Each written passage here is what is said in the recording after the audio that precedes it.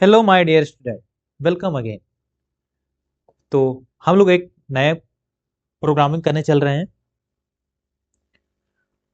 और ये एक बहुत इंपॉर्टेंट प्रोग्राम है। क्या है ये प्रोग्राम? Fibonacci series. ये प्रोग्रामिंग लॉजिक बिल्डिंग के लिए बहुत यूजफुल है और एग्जाम में भी बहुत फ्रिक्वेंटली पूछा जाता है। तो सबसे पहले हम लोग समझते हैं कि हमारा फिबोनाची सीरीज क्या होता है। तो अगर एक सिंपल वर्ड में इसको समझे हम लोग, तो फिबोनाची एक ऐसी सीरीज होती है जिसमें हर नेक्स्ट नंबर पिछले दो नंबर का सम होता है। जैसे मान लीजिए आपका कोई सीक्वेंस है। यहाँ पर मान लीजिए एक सीक्वेंस हमने लिख दिया A B C, ये हमारे पास एक है, ठीक। यहाँ मान लीजिए C D। एग्जाम्पल के लिए ये हमारा एक सीक्वेंस है।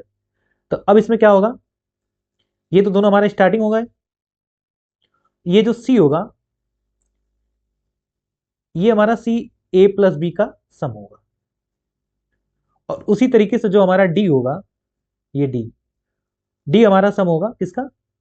B+C का सम होगा। तो यही हमने आपसे बोला कि जो हमारा नेक्स्ट नंबर होता है वो पिछले दो नंबर का सम होता है। यहाँ पर हमारा सीरीज कुछ इस तरीके से स्टार्ट होता है, जैसे 0 1। ये हमारा इसमें दो स्टार्टिंग होता है। तो अब नेक्स्ट हमारा टर्म में क्या आ जाएगा? 0 1 का प्लस सम कितना होगा? 1। अब इसका नेक्स्ट टर्म क्या आएगा? 1 + 1 कितना होगा? 2। अब नेक्स्ट टर्म लाने के लिए क्या करेंगे? 2 और 1 का सम कितना होगा? 3। और फिर 3 और 2 का सम कितना होगा? 5। 5 और 3 का सम कितना होगा? 8। इसी तरीके से ये हमारा सीरीज आगे बढ़ता रहता है। तो ये था हमारा फिबोनाची सीरीज। अब चलिए हम यहाँ पर देखते हैं हम यहाँ पर प्रोग्राम कैसे बनाएंगे। तो यहाँ प्रोग्राम बनाने से पहले हमें इनके पैटर्न को समझना होगा। तो अब यहाँ आप एक चीज नोटिस कर रहे होंगे कि यहाँ पर दो नंबर हमारे जो होते हैं 0 और 1, ये हमें स्टार्ट से ही मिले हैं। उसके बाद अगर हमें अपना जो नेक्स्ट टर्म पाना था उसके लिए हम लोगों ने क्या किया? 0 + 1, ये हमें क्या दे दिया? 1। फिर इसके बाद अगर हमें यहाँ पर जब 2 पाना था हमने क्या किया था? 1 + 1 क्या मिल गया हमें? 2। और फिर जब हमें 3 पाना था तो हमने क्या किया? यहाँ हमने 3 पाने के लिए 1 और 2 का सम किया था, हमें 3 मिल गया था। तो यहाँ क्या हो जाएगा? 1 + 2, ये क्या हो गया? 3। और फिर नेक्स्ट टर्म हमारा जो 5 था उसके लिए हमने क्या किया था? ये दोनों टर्म का सम किया था। 2 + 3 5। इसी तरीके से हमारा ये आगे बढ़ता चला जाएगा। ये था हमारा पूरा सीरीज और ये इसका पैटर्न था। अब हम लोग चलते हैं इसके प्रोग्रामिंग पार्ट पे कि यहाँ पर हम कैसे प्रोग्राम को लिखेंगे। चलिए हम यहाँ पर एक पूरा कॉन्सेप्ट आपको एक बार समझा देते हैं, फिर उसके बाद सिस्टम पे रन कराएंगे। अब यहाँ पर आप प्रोग्राम में देख रहे होंगे हमने यहाँ पर क्या लिखा हुआ है? Print Fibonacci series up to n number, n terms. अब यहाँ पर आप नोटिस करिए हमारा 0 क्या है? फर्स्ट टर्म है। ये वाला 1 कितना है? सेकंड टर्म है। और ये वाला 1, सेकंड वाला 1 कितना है? हमारा थर्ड टर्म है। और ये 2 कितना है? फोर्थ टर्म है। 3 क्या है? हमारा फिफ्थ टर्म है। ठीक है। तो अब यहाँ पर हमें सबसे पहले यूजर से पूछना होगा कि वो कितने नंबर ऑफ टर्म तक प्रिंट करना चाहता है। तो यहाँ पर हम एक वेरिएबल लेंगे n नाम का। उसमें हम क्या करेंगे? इनपुट लेंगे किससे? यूजर से। और इनपुट लेने के लिए हमने आपको क्या बताया था? यहाँ पर हम यूज करेंगे इनपुट फंक्शन, इनपुट। और यूजर को मैसेज दिखा देंगे। क्या मैसेज दिखाएंगे? Inter number of terms.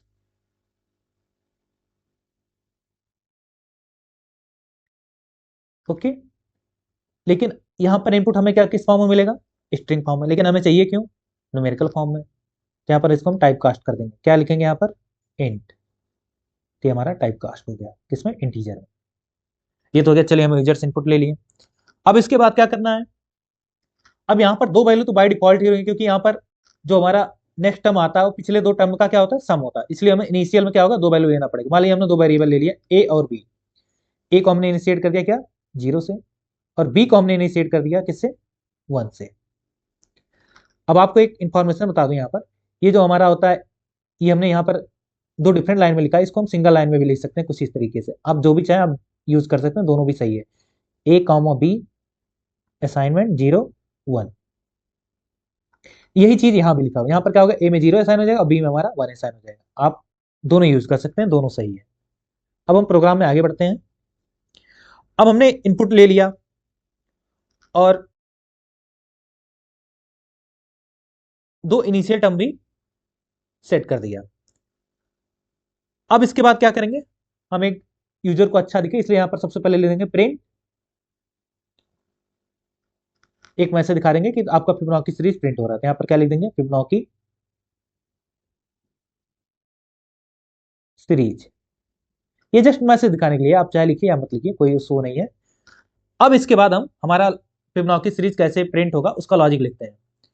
अब यहां आप एक चीज देखिए कि जैसे अगर मान लीजिए रेंज फंक्शन हमने यहां पर लिखा, रेंज मान लीजिए हमने यहां पर लिखा 5, तो ये हमें क्या आउटपुट में देगा। अगर मान लीजिए अगर हम इसको प्रिंट करना चाहे तो ये हम यहाँ पर क्या, कौन सा सीक्वेंस देगा, ये हमें सीक्वेंस यही तो देगा। यहाँ पर हमने इनिशियल कोई डिफाइन नहीं किया और ना ही स्टॉप डिफाइन, ना ही एंड डिफाइन किया यहाँ पर, तो ये हमारा सिंपल हो जाएगा 0 1 2 3 4, 4 तक ही आएगा। क्यों, क्योंकि जो हमारा 5 होता है ये स्टॉप है, ये क्या होता है एक्सक्लूडेड होता है, इसलिए 4 तक जाएगा। ये कितने टाइम चला, 1 2 3 4 5। इसका मतलब हमारा, अगर यहाँ पर हमने रेंज 5 यूज किया तो हमारा फॉर लूप कितने टाइम तक चलेगा, 5 टाइम तक चलेगा। सेम एक कॉन्सेप्ट हम आगे यूज करेंगे। तो यहाँ पर हमें फॉर लूप कितना टाइम चलाना, एन टाइम चलाना। तो यहाँ पर हम क्या लिख देंगे, for I in range N, और यहाँ पर कॉलन लगाना बिल्कुल नहीं भूलेंगे।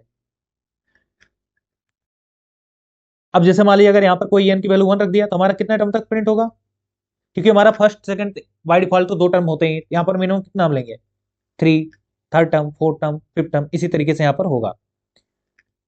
अब हम इनसाइड लूप में क्या लिख देंगे, सबसे पहले लिखेंगे अपना प्रिंट। अब यहाँ पर हमारा ये कितने टाइम तक प्रिंट होगा, एन टाइम तक। अब हम इनसाइड लूप में क्या लिखेंगे, सबसे पहले, सबसे पहला हमारा टर्म क्या है ए, हम लिखेंगे ए।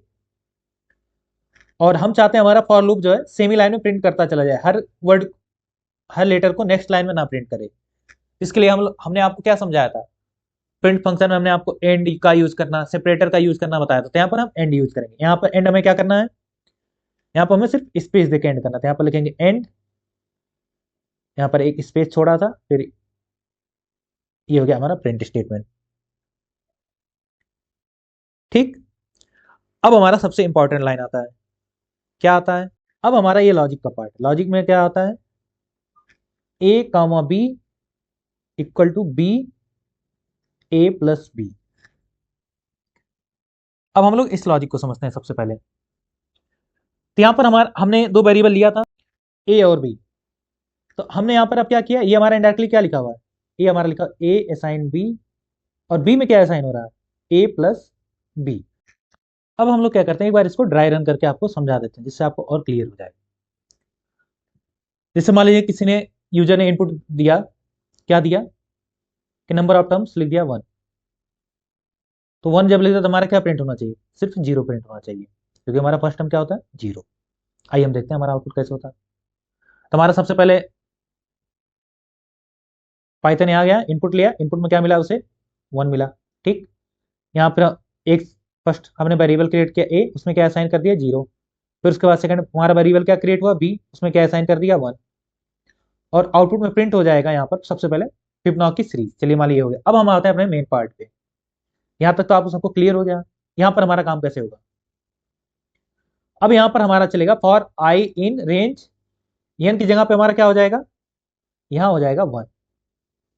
ठीक, तो जब रेंज 1 हो गया तो यहाँ पर क्या हो जाएगा, सिर्फ हमारा फॉर लूप एक ही बार चलेगा। तो यहाँ प्रिंट क्या हो जाएगा, प्रिंट ए,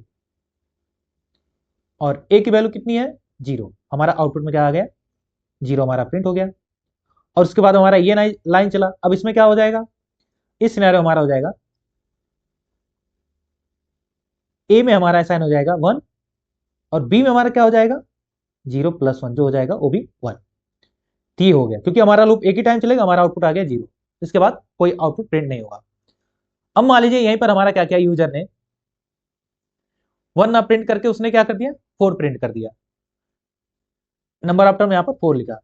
तो ये तो बाकी सब सेम सिचुएशन होगा, लेकिन अब यहाँ पर n की वैल्यू क्या हो जाएगी 4। तो अब यहाँ पर क्या होगा फॉर आई इन रेंज 4, तो हमारा फॉर लूप कितने टाइम चलेगा 4 टाइम चलेगा, क्योंकि यहाँ पर मैंने आपको समझाया था। तो जब फर्स्ट टाइम चलेगा तो यहाँ पर क्या हो जाएगा प्रिंट ए, हमारा क्या प्रिंट हो जाएगा 0, और एंड किससे करना है सिर्फ स्पेस से। और उसके बाद में क्या हो जाएगा ए की वैल्यू इस समय कितना हो जाएगा, ए में हमको असाइन करना है बी, ठीक, और बी में क्या असाइन करना है ए प्लस बी। तो क्या होगा ए की वैल्यू 1 हो जाएगी और बी की वैल्यू भी क्या हो जाएगी 1। अब हमारा ए और बी का वैल्यू अपडेट हो गया, दोनों की वैल्यू कितने हो चुकी हैं, यहाँ पर आप इसको नोट करके लग जाइएगा, ए की वैल्यू 1 हो चुकी है और बी की भी वैल्यू 1 हो चुकी है। अब हमारा फॉलो फिर से है, अब यहाँ पर क्या स्ट्रीम चला प्रिंट ए की वैल्यू कितनी 1, यहाँ पर हमारा क्या प्रिंट हो जाएगा 1, क्योंकि एंड में हमें स्पेस देना है, तो हमारा न्यू लाइन में जाएगा, सेमी लाइन में प्रिंट हो जाएगा, ठीक। और फिर से हमारा ये लाइन एग्जीक्यूट, अब क्या हो जाएगा, अब हमारा ए का वैल्यू अपडेट होके क्या हो जाएगा 1 फिर से, क्योंकि बी की वैल्यू हमारी 1 ही थी, और बी की वैल्यू में क्या हो जाएगा यहां हमारा हो जाएगा 1 प्लस 1 इक्वल टू 2, ठीक। अब आप यहां पर इसको लिख लीजिए, ए की वैल्यू अपडेट होकर क्या होगी 1 और बी की वैल्यू क्या होगी 2।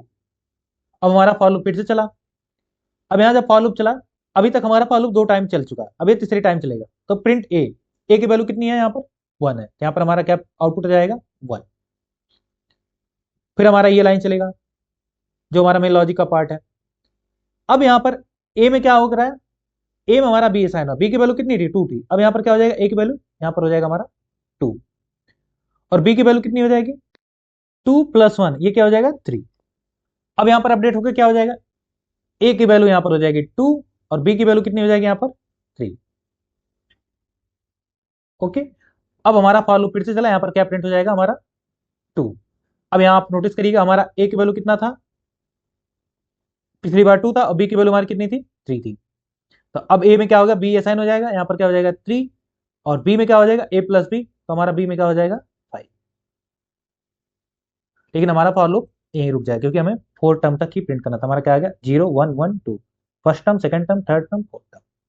तो ये था हमारा फिबोनाची का सीरीज। चलिए हम इसको एक बार आपको रन करके दिखा देते हैं, जिससे आपको और क्लियरिटी होगी।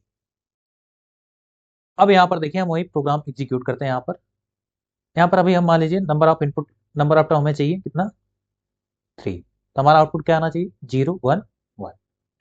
ये देखिए हमारा आ गया फिबोनाची सीरीज 0 1 1।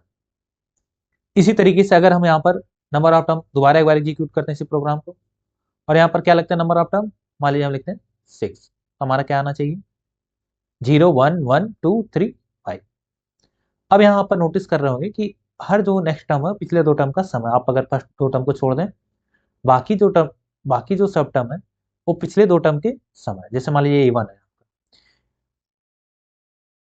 A1 क्या है 0 और 1 का समय, फिर यहाँ पर आपका 2 है, ये 2 क्या है 1 और 1 का समय, ये आप 3 है, 3 क्या है आपका 3 जो है 1 और 2 का समय, और उसी में हमारा 5 जो है 2 और 3 का टर्म का समय। तो ये था हमारा फिबोनाची सीरीज, जिसको हमने आपको थ्योरेटिकल भी समझाया, प्रोग्राम पे रन करके भी दिखाया। अब आप इसके कॉन्सेप्ट को क्लियर समझ गए होंगे, आप प्रैक्टिस करिए, प्रैक्टिस से ही चीज़ें आसान होती हैं, और इन सब प्रोग्राम को आप याद भी कर लीजिएगा, क्योंकि ये सब एग्जाम में आ सकते हैं।